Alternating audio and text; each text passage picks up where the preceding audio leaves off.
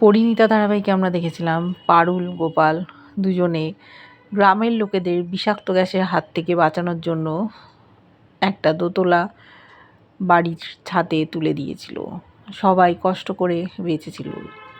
খবর বেরিয়েছে, সেই খবর শুনে চলে এসছে রায়ান আর রুক্মিণী বিদেশ যাচ্ছিল।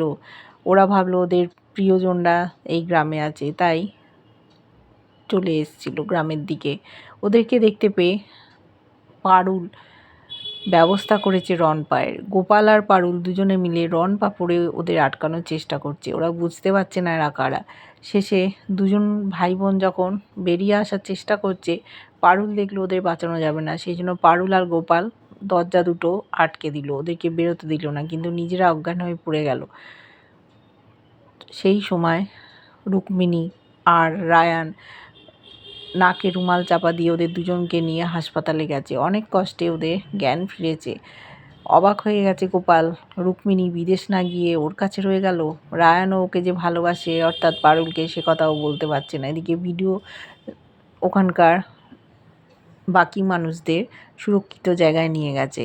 শিরিনের মা চেষ্টা করছে কেসটা ধামাচাপা দেওয়ার। নিউজ যেটা হয়েছিল সেটা ডিলিট করে দেওয়া হয়েছে। কি করে করবে এই সব কাণ্ডগুলো দেখতে থাকবো।